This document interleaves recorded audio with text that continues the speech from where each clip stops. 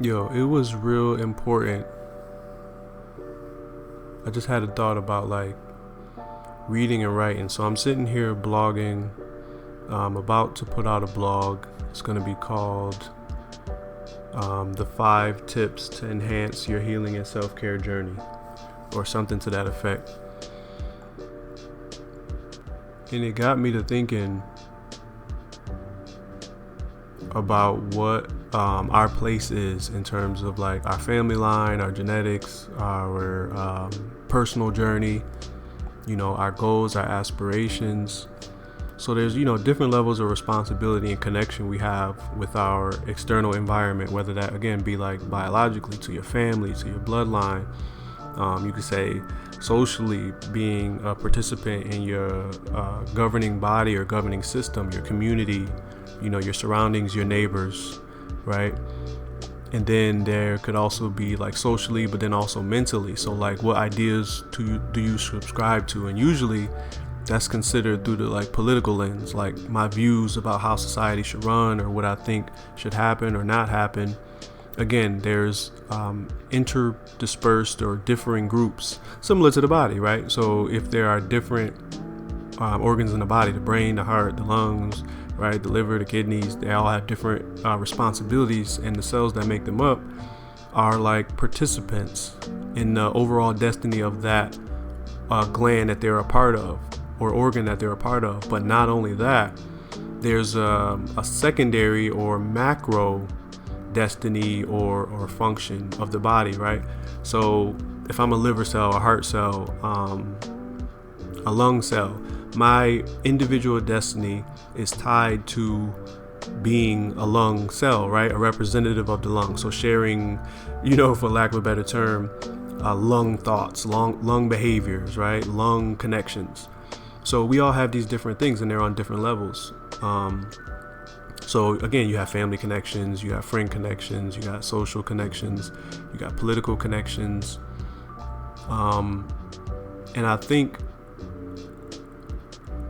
when we think in the macro sense, it's tough to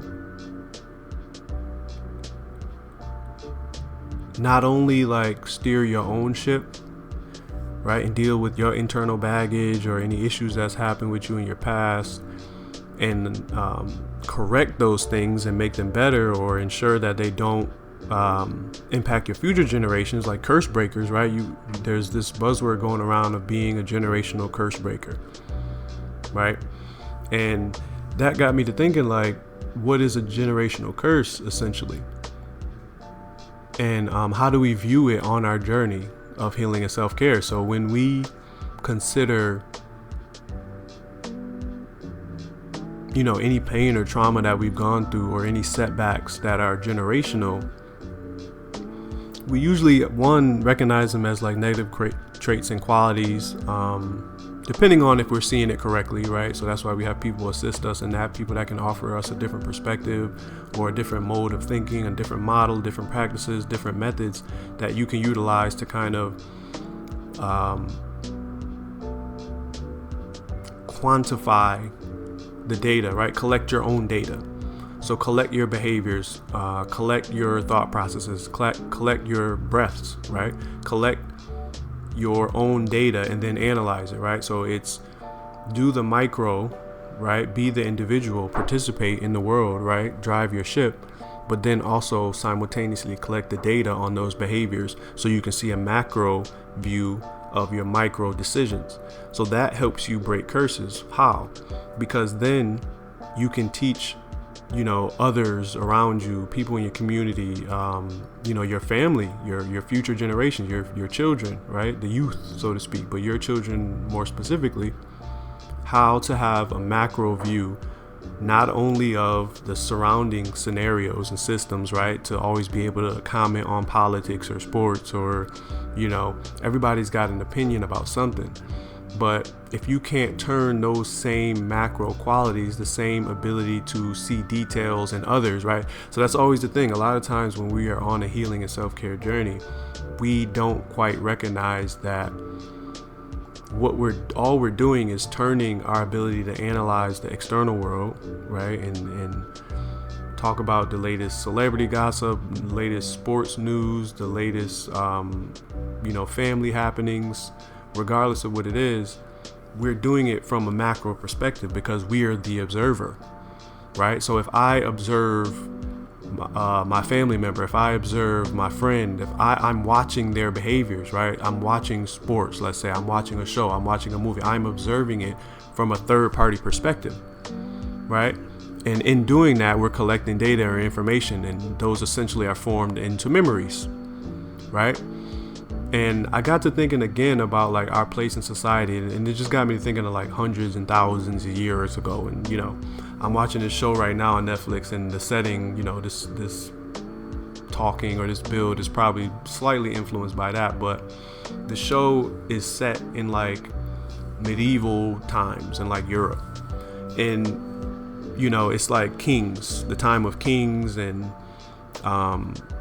the early stages and forming of Europe, and different, the Saxons and different tribes and groups going against each other. And it was, all primarily land-based. It's an agriculture or agrarian type of society or setting. So they're saying a lot of theys and thous, and Christianity is like going against pagan religion, and is very like base level of how we are experiencing society today, essentially.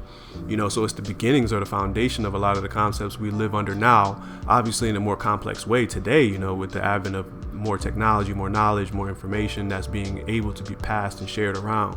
Whereas obviously mostly named and recognized as the internet today, right?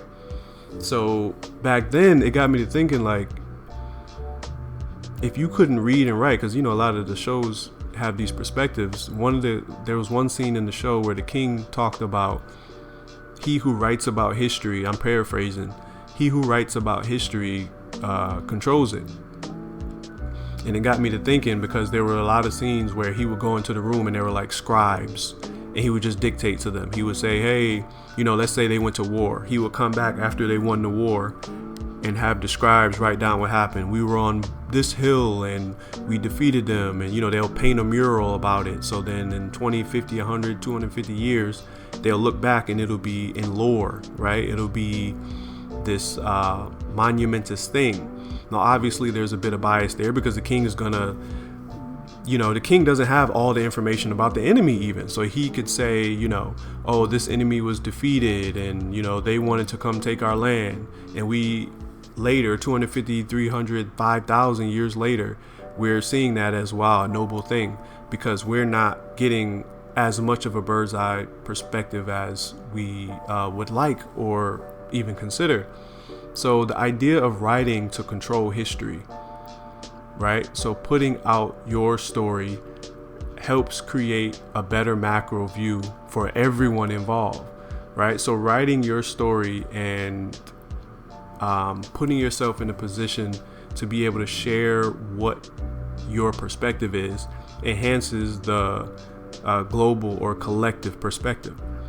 So I got to thinking about that in terms of, well, how do we have as a people a global perspective about our past, our history, the things that we would call, again, generational curses, or things that have been recurring in your family that you want to stop, or even if it's personal things for you that you want to just correct within yourself. It doesn't always have to be family based. Some of us had good families that and I think in most cases most families have something going on. Not everything is perfect, right? We all have trials and tribulations. So the point is to develop a skill set that can allow you to, again, take that macro view so you can write the story for yourself and then follow it. Because the big thing about storytelling is cycles. Storytelling is like singing, where the thing that like mesmerizes or hypnotizes us about music is the fact that it's cyclical. Like, right, there's ebbs and flows, there's bounds and leaps and tones, and there's a thing about sound that can put us in a mind state where we can be more introspective. It kind of loosens us up, it softens us up to a degree. So if we think about our aura being something like a sponge, or some other thing that is water permeable, or water can permeate it, it's important to realize that cycles in storytelling, in singing, and talking are all cyclical things that can help us, again, see our own ebbs and flows, our own cycles of life, right? Our own chance at enhancing our biological future. So, that's the concept of breaking generational curses, or, healing and self-care. The reason why I always bring up healing and self-care, because these two things really embody a lot of the methods that are needed to actually handle the things that may not necessarily be material, right? So thoughts, emotions, internal feelings, right? These things are the source code that actually program our reality. How you feel enhances your reality, right? So if you don't feel good, then your reality to you won't be interpreted as good. Everything that comes at you won't be viewed as an opportunity, but a hindrance. So if you can enhance your internal, right, your perspectives, not only on yourself, but on your past. And then again, you can extend it to the past of your family, the past of your community, the past of your country, right? You can even go that far. But once you, again, commit to what is referred to as, healing and self-care, shadow work, or just self-introspection, mindfulness, meditation, prayer, all these different things help us, again, permeate the callousness that's often created by trauma or pain, right? So it's, in a psychological sense, it would be described as like armoring, right? So putting up boundaries or barriers. I think there's a difference between a boundary and a barrier, right? So a boundary is something that is natural. It's natural to have places where, obviously others can't go, or you have the right to put up to shield yourself for your own protection, regardless of what that is. But a barrier would be something that's actually blocking you, right? A boundary is something you put up to keep yourself safe. There's healthy boundaries, of course, but a barrier is something that is hindering you. It's like what they call a stumbling block, right? Something that's pushing you away from what you're actually trying to get to. So healing and self-care really help right your ship, right? They're like a compass, so you can find the buried treasure, which is the buried cycles and pains that if you heal them, or first find them, then heal them, deal with them, right? Then they become treasure. Why? Because they help you reorient your reality, reorient your perspective about life. So healing and self-care always brings us to higher evolution, right? So it puts us in a higher position. We go from low to high, right? So that's a wave in the cycle.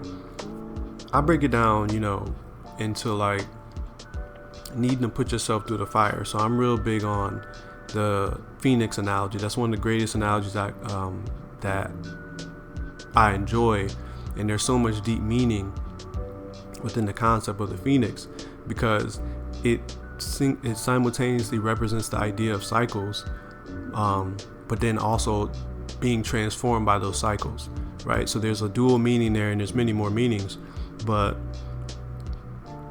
there's 5 fires. I wrote about this in my book, The 4 Elements of Healing and Self-Care, where, I created 5 centers, or 5 gateways, or 5 paths, similar to the chakras. There's a lot of talk about chakras. Are they real? Are they not?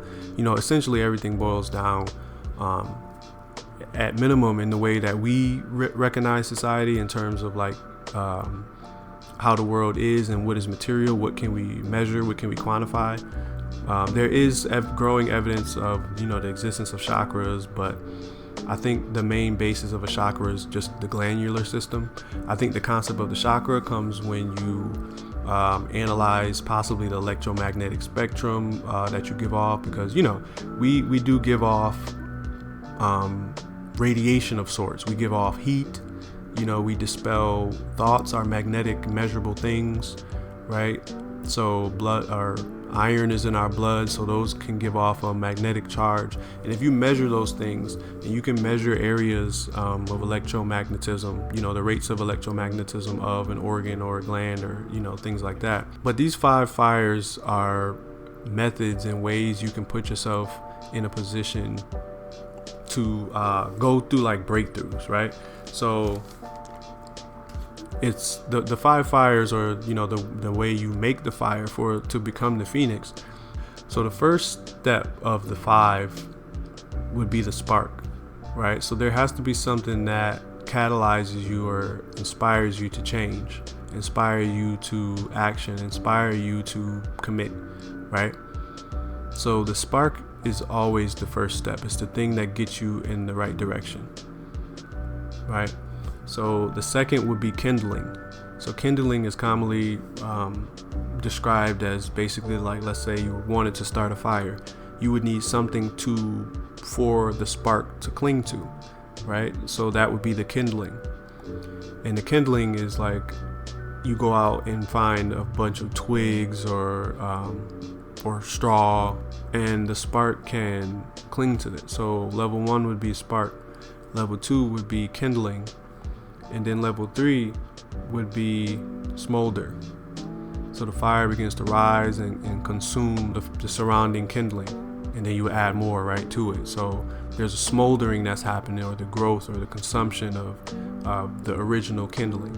And then after that is stoke, right? So to stoke would be to again feed the growing fire, maintain it, right? Give it shape, and so that it can be directed, so it doesn't become essentially a wildfire, right? So it's contained, maybe you dug a trench around it or something to that effect.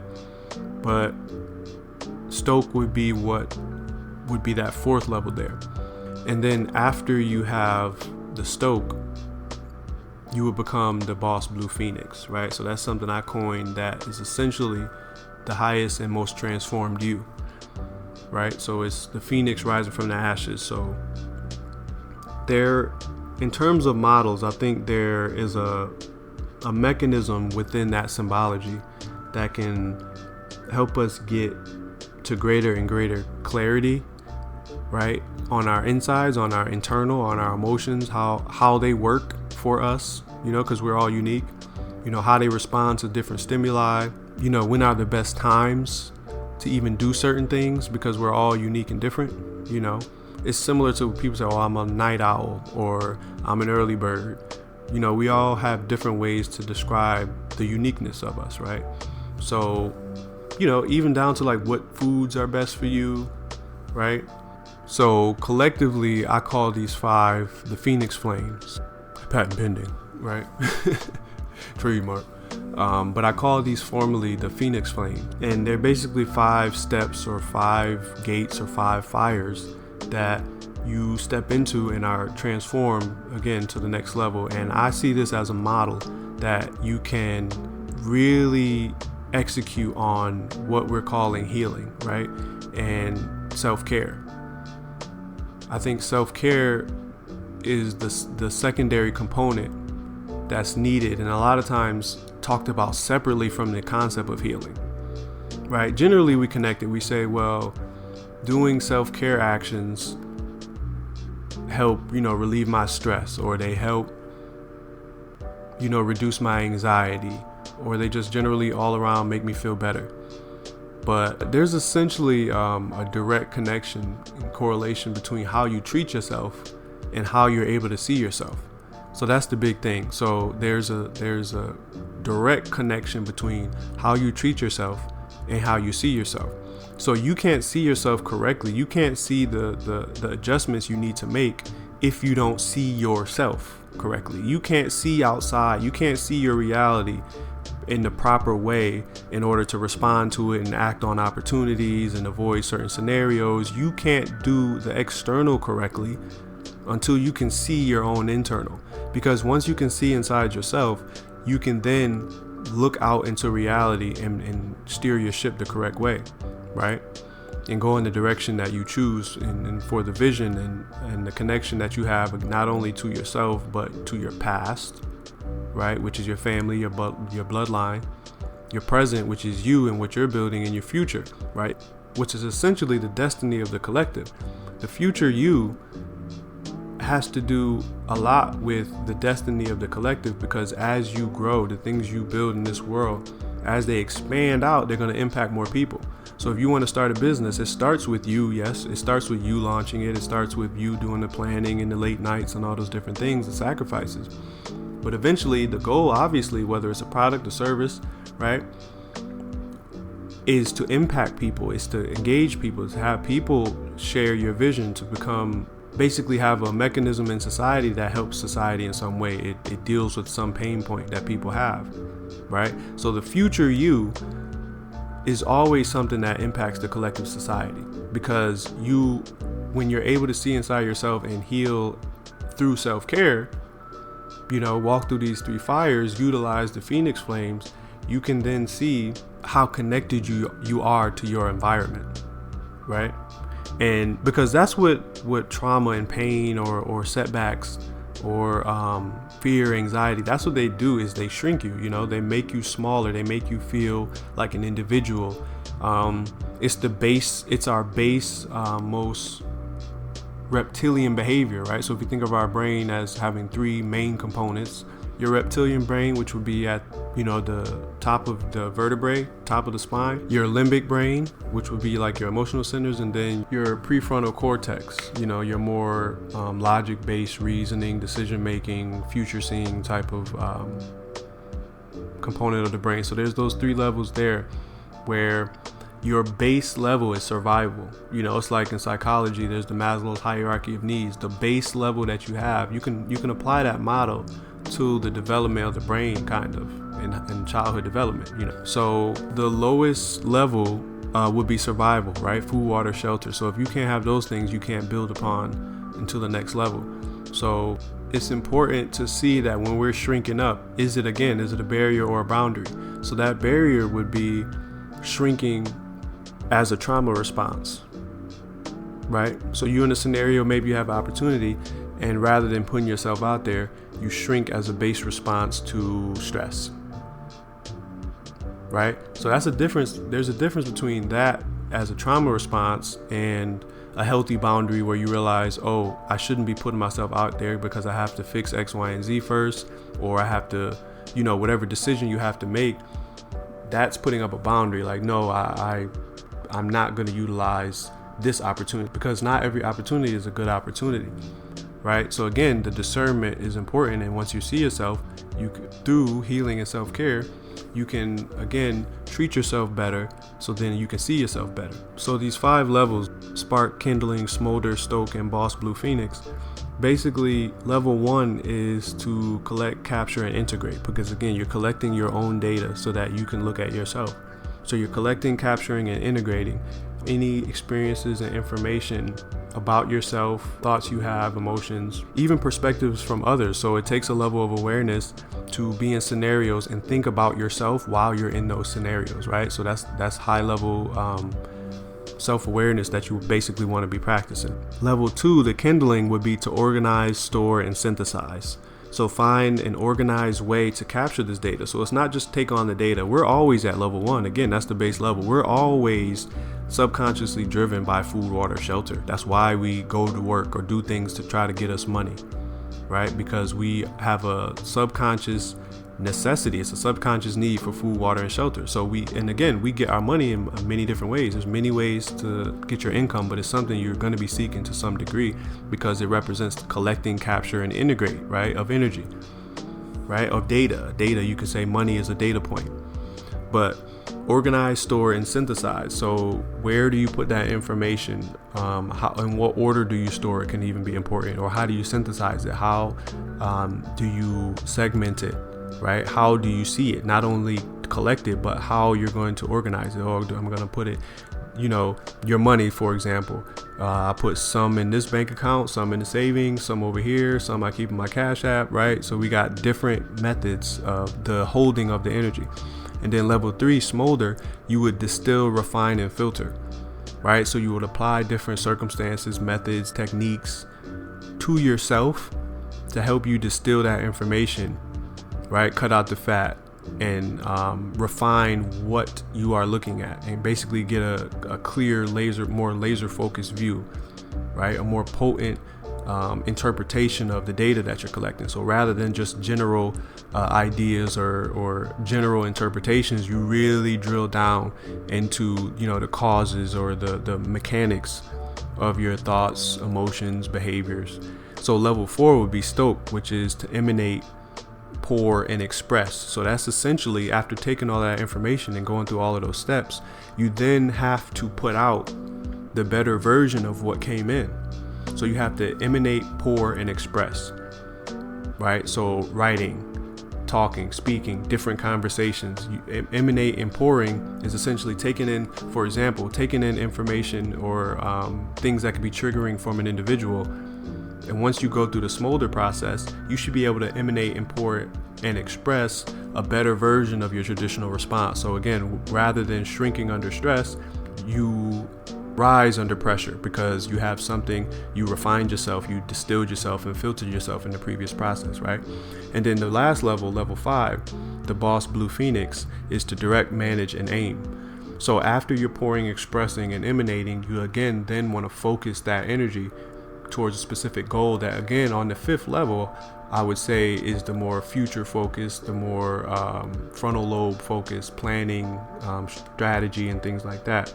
But again, Boss Blue Phoenix, the 5th part of that model would be to direct, manage, and aim. So these 5 levels, I think, would really help us on our journey of healing and self-care. And I'll speak about this more again in my book, The 4 Elements of Healing and Self-Care. I actually curated some meditations that go directly with these 5 levels. Unique meditations, I created them myself, and there are regular daily practices you can do that I believe that would really give you some, at minimum, assistance in introspection, and then potentially some somatic releases. Maybe you shed a tear, maybe you have an inspired thought. There's actually a bundle I offer in my CBD infused luxury self-care brand called Boss Therapeutics. It's 5 candles, and they contain a good amount of CBD as well as essential oils. And I always recommend them for meditation. So if you're doing a meditation and breath work, actually I combined in my book breath work with the meditation. That's part of the uniqueness of them. Inhale and exhaling. So these scents, these essential oils really help you tap in again to your own perspective and help you focus and help energize you. But I named that bundle the Phoenix Flame. So you get all 5 candles, and you also save 10% when you buy the bundle. So, check that out, bosstherapeutics.com.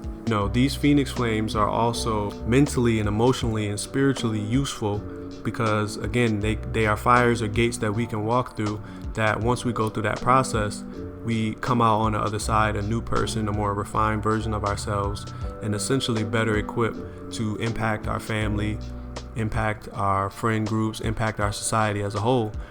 So, these are the 5 tips to enhance or evolve or elevate your healing and self-care journey.